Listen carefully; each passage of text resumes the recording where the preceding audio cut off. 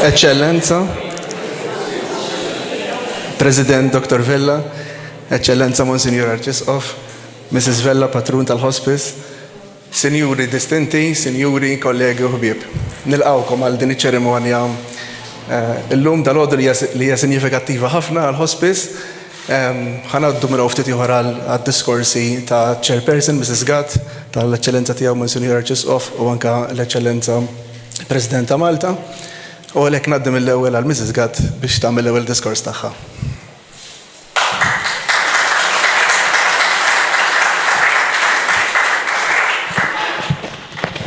Nista' naqbes l-introduzzjonijiet mela jiena għax għamilhom kienet. F'isem Hospice nixtieq illum nilqakom għal din il-konferenza stampa fl-okkażjoni ta' trasferiment formali ta' Adelaide Cini Institute. Okkażjoni li ħafna minna tant ilna nistennew. Kien propju 4 snin ilu meta Monsignor Arċisqof esprima pubblikament ix-xewqa tiegħu li l-ħajja ta' kull wieħed minna tiġi rispettata tul il-kors kollu tal-ħajja naturali. Dan kien jaqbel perfettament mal-missjoni tagħna li nofru għajnuna paljattiva sħiħa, mogħtija bożza, b'dinjità u fuq kollox b'imħabba. Din l-għajnuna ilha tingħata mill-Hospice eżattament 30 sena mit-twaqqif tagħna u tul dawn is-snin kollha ingħatat lil eluf ta' pazjenti li minħabba kundizzjonijiet ta' mard kroniku serju ikollhom bżonnijiet speċjali. Bżonnijiet li l-istaff tagħna jaraf kif ikun l-aħjar mod li jiġu indirizzati. Meta ltqajna l-ewwel darba, stajna nispjegaw id-diversità tas-servizzi tal-Hospice u kemm dawn setgħu jiġu estiżi lin-numru akbar ta' familji Maltin u Għawċin li kieku aħna kellu jkollna sit akbar u aktar attrezzat. Sit denju minn fejn aħna nkunu nistgħu nkabru l-arfien u t-tagħlim tal-missjoni tagħna. Mid-dar preżenti f'Ħalbalzan aħna rnexxina nilħqu madwar 800 familja ġodda kull sena. Dan permezz ta' visti regolari li jsiru minn diversi membri tal-istaff fid-dar tal-pazjent. Mal-200 pazjent oħra jattendu regolari id-day therapy unit għal attivitajiet soċjali u oħrajn marbuta ma' support pereżempju ta' fiżjoterapija u anke komplementari. Servizzi oħra mogħtija jinkludu dawk ta' respite care, self ta' equipment u sessjonijiet regolari ta' bereavement service lil familjari li jkunu għaddew mit-telfa tal-eżiż tagħhom. Bit-tmexxija issa f'idejna ta' Cini Institute, il-miri tagħna huma ferm akbar. Konxi mid-domanda sfortunata imma reali għax in-numru ta' nies li jbatu minn kundizzjonijiet serji qiegħda dejjem tikber, aħna qed nippjanaw li nifirxu aktar servizzi lill-popolazzjoni akbar. F'St. Michael Hospice imsejjes fuq l-aqwa prattiċi ta' kura paljattiva se nkunu nistgħu nestendu s-servizzi li jingħataw illum u nintroduċu ħafna oħrajn ġodda. Servizzi holistiċi u tal-ogħla livell mogħtija 24 siegħa kuljum. B'hekk inkunu qed ngħinu biex aktar familji jkollhom sapport aħjar li jħallihom igawdu l-eżiż tagħhom għal perjodu itwal id-dar u allura inqas riferiment għal sptar. F'sitwazzjonijiet fejn il-pazjent ma jkunx jista' jinżamm id-dar għal xi raġuni jew oħra, allura l-ispazju u l-ambjent ta' St. Michael Hospice se jkunu ta' suffraġġju kbir. Mibni fuq medda ta' 11 tomna art li jinkludu ġonna vasti fejn il-pazjent jista' jinħareġ direttament bis-sodda b'kollox biex igawdi mill-arja ta' barra, il-kumpless ser joffri l-aħjar ambjent tul dawn il-ġranet vulnerabbli. Ambjent seren u tranquill minn fejn l-għajnuna tista' tingħata b'rispett u dinjità tul il-vjaġġ kollu tal-ħajja. Kull wieħed u waħda minna żgur konxu mill-fatt li nistgħu ta' kwalunkwe età imissna mard serju. U jekk mhux aħna, xi ħadd mill-familjari jew ħbieb tagħna. Pereżempju, huwa fatt magħruf xjentifikament li wieħed minn kull 3 tal-popolazzjoni darba jew oħra jimirdu bil-kanser. Forsi dawn il-figuri mhumiex xi ħaġa li xtaqtu tisemgħu illum.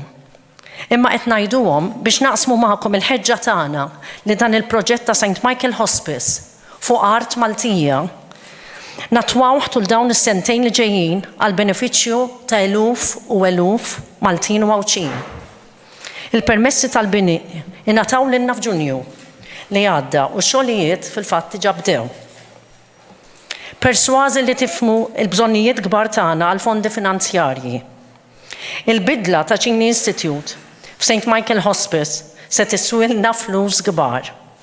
L-ispiża kurrenti tagħna ta' miljun ser taqbes għal 3 miljuni fis-sena. Għandna bżonn fondi u aktar fondi, speċjalment għax is-servizzi tagħna jingħataw kollha bla ħlas.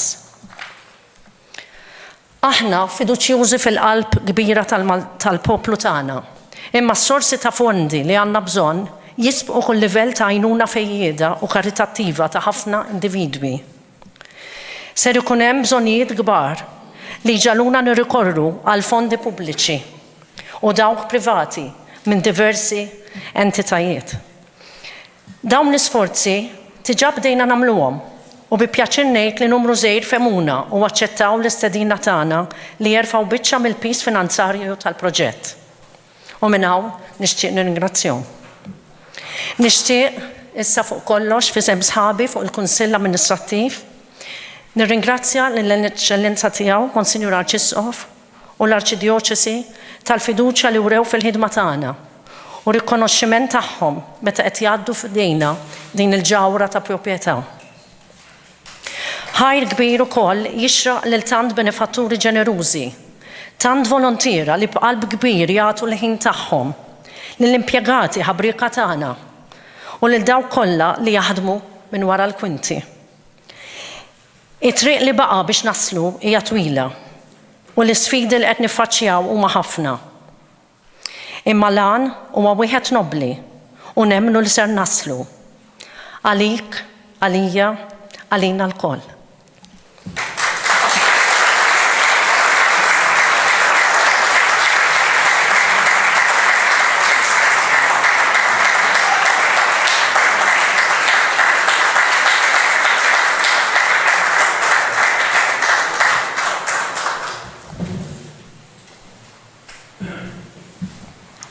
Eccellenza President tar-Repubblika, Mrs. Vella, Aziza Marija, permetti li ngħidlek hekk.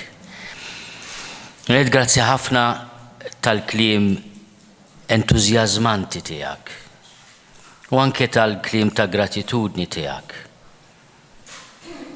Dan huwa dover tal-Knisja f'Malta.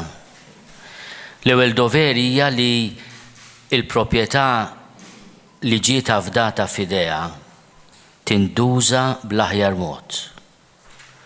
U l-aħjar mod kif tuża l-proprjetà huwa l-ġid komuni. It-tieni għaliex faċli titkellem dwar is-sostenn u l-promozzjoni tal-ħajja bil-bidu tagħha fit-tnissil sal-tmiem naturali tagħha. Imma l-kliem irid jiġi mirfud mill-fatti. U f'din lotja ta' dan il-kumpless li jafu koll l-inizjattiva tal-lajċi fil-persuna ta' Adelaide Cini, mara li kella viżjoni kbira, iżjed minn 100 sena ilu, kuraġġ kbir, ġenerożità kbira. U ta' privileġġ għalija li din il-binja li bdiet mill-inizjattiva tal-lajċi fil-Knisja ngħaddija f'idejn lajċi impenjati bħalkom. Dawn l-aħħar 30 sena ippermettili ngħid grazzi lil Hospice. Hospice ta' ċieda ta' servizz fil-komunità fl-iżjed mumenti diffiċli ta' ħafna familji. U ta' ċieda li d-dinjità tal-persuna ma tiġix minn dak li wara kollox ikun fruwa u jgħaddi. Imma d-dinjità tal-persuna tiġi mill-fatt li hija jistħoq ilha kull għajnuna fl-iżjed momenti ta' vulnerabilità kif għadt inti Marija. Jien għandi l-pjaċir ngħaddilek l-użu ta' dan il-proprjetà u fl-istess ħin ingħaqad miegħek biex inħeġġeġ il-poplu Malti u Awċi biex ikun ġenerus ma' din l-inizjattiva. Mhux għax biss hija investiment fil-kura li għandna nagħtu lil xulxin, imma xija xhieda konkreta ta' kemm hi prezzjuża l-ħajja sal-aħħar mument naturali tagħha.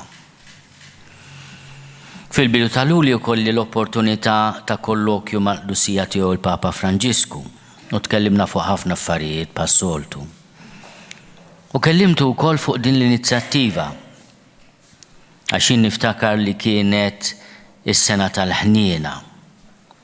Meta hu stieden lil kull dioċeżi fid-dinja li tagħmel proġett konkret biex minn ħafna kliem sabiħ ngħaddu għal fatti. Xi ħaġa tipika tal-Papa Franġisku. U niftakar li kien hemm persuna li kellha diffikultajiet kbar minħabba marda kronika li kienet tikkawżala uġġieħ kbir u kienet qed tiċċempilli kważi kull jumejn biex tgħidli araw x'tagħmlu għax jien ma niflax iżjed. U jien qed veru rrid nara x'nagħmel. Mhux is-soluzzjoni forsi immedjata li kultant issejjaħ li għad-dinja, imma soluzzjoni li timpenjana iżjed fil-profond. Dik li kemm jista' jkun intaffu il-pis ta' min għandu salibi kbir xi ġor. U allura nibteddi l-idea. U jien għandi l-prinċipju li jekk hemm knisja m'hemmx għalfejn tibni oħra. Jekk hemm il-hospice, m'hemmx għalfejn tagħmel hospice ieħor. Naf għand min qegħdin nafdaw dik li inti Marija ġustament sejjaħt ġawra ta' proprjetà. Mhux qed nitkellem biss fuq il-valur ekonomiku, imma anke l-valur fl-istorja tal-Knisja, kemm nies sabu l-kenn hawnhekk, kemm tfajliet, u fl-istorja riċenti anke vittmi ta' violenza domestika li issa sibnielhom dar oħra biex hawnhekk ikun totalment disponibbli għal proġett tagħkom. Imma huwa wkoll ta' onur għalija li inħoss anke bil-preżenza tiegħek, Eċċellenza President tar Repubbliku, is-sosten tas-soċjetà Maltija għal dak li qegħdin tagħmlu u għal dak li qegħdin nagħmlu llum. Jiena nawgura li kull min jidħolaw iħoss li daħal f'dar il-ken. F'ambjent fejn hu milquh, mifhum u mejjun. F'ambjent fejn iħossu irrispettat fid-dinjità tiegħu anke jekk forsi f'għajnejn is-soċjetà ma baqalux iżjed ċjati. Imma aħna nemmnu li kull persuna sal-aħħar nifs ta' ħajjitha għandha valur li m'għandux prezz. Jiena nixtieq nirringrazzjakom u fl-istess ħin nawguralkom. Maħnis nħallukom weħedna, għax ma jaqblinniex iħallukom weħedkom, ejjew flimkien bħala soċjetà naħdmu biex dan il-proġett mhux biss jitlesta imma jirnexxi. U intom taf taqsi wkoll. Għax meta għadt 3 million euros per year ftakart fid-dar tal-Providenza li tiġi tiswa daqshekk kull sena. li l-proġett tibdih imma mbagħad tissostnih. U l-awgurju tiegħi allura huwa li jalla sentejn oħra inkunu hawn biex iċ-ċavetta simbolika li se nagħtik mbagħad tkun insomma xi ħaġa ta' vera li qed naraw bajnejna, imma mbagħad tibda challenge kbir li dak li bdejna llum imma ntnuh. U minħabba dak u biex din il-ħaġa tkun realtà se jkollna bżonn is-sapport tas-soċjetà anke tal-istat għaliex le kontinwament għaliex qed nitkellmu fuq vulnerabilità li mhux se tħallina qatt. Dan huwa servizz li se jkun attwali dejjem. U għax attwali bżonjus. U għaliex bżonjus ta' min jagħmel ħiltu biex jirnexxi. Nirringrazzjak ippermetti li issa nippreżentalek muftih li mhux ta' hawnhekk imma simboliku sewwa biex ma tmurx tipprova tfittex xi remissa biex tiftaħha, imma inti taf xi trova ngħidlek u taf ukoll il-ġest xi jfisser.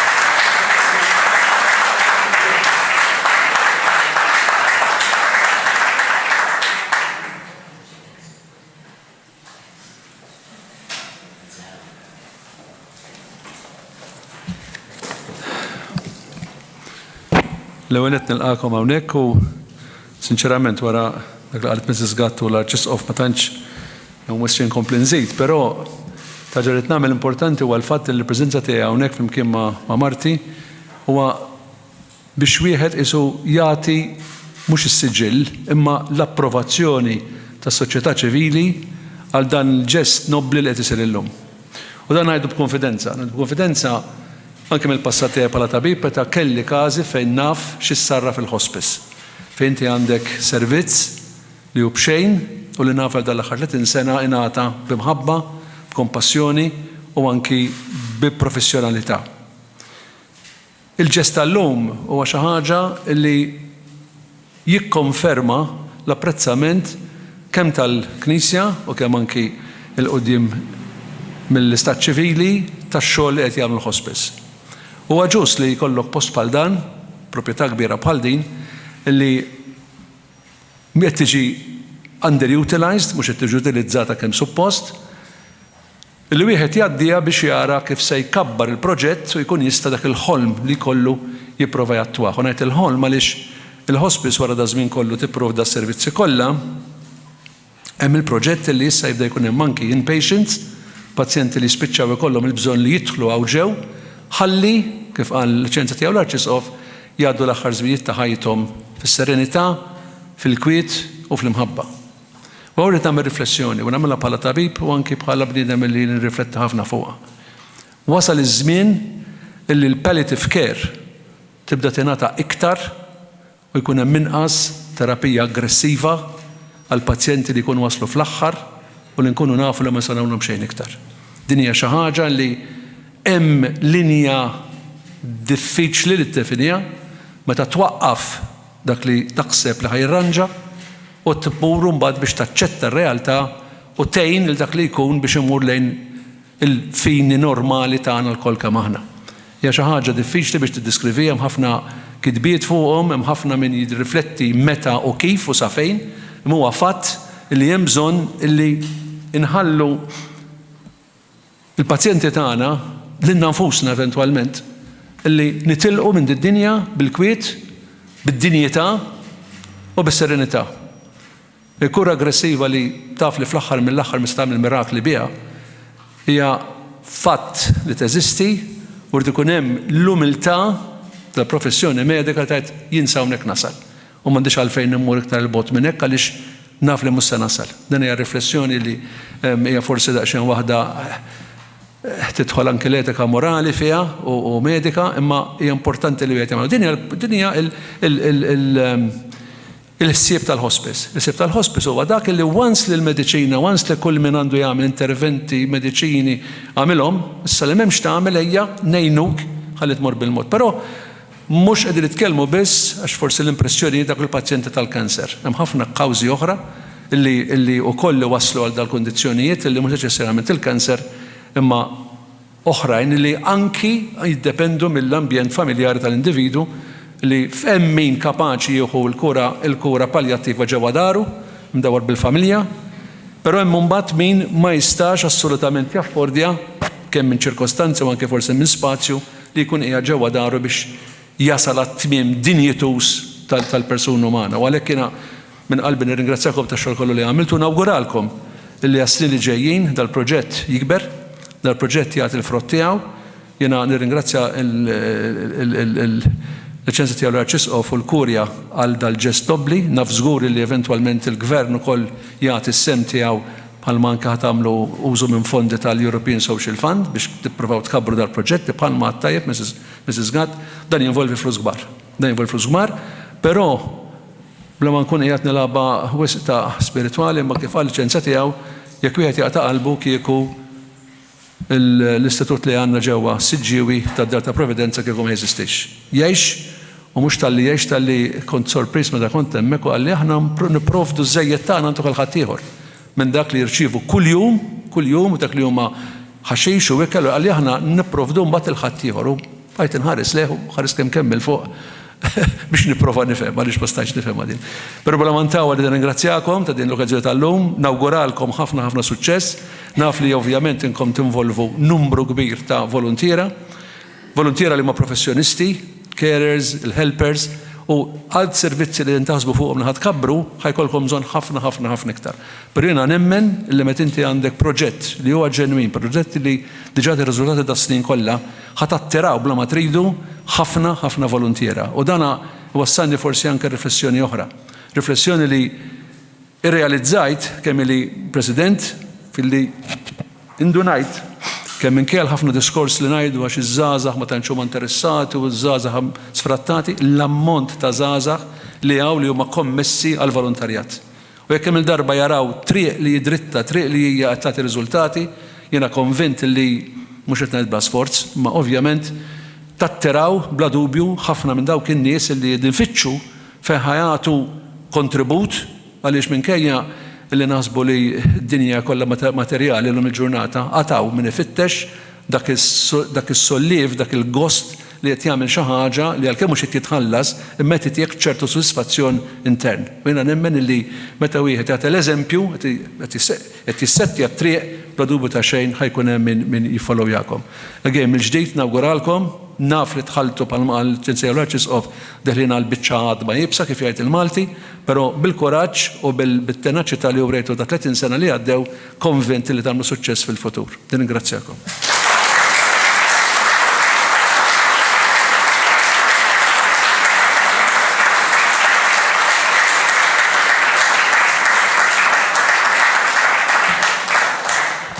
Grazzi Eċċellenza, issa nistidinkom naddu lejn il-kappella ħalli nibdew il-qudiesa. Thank you.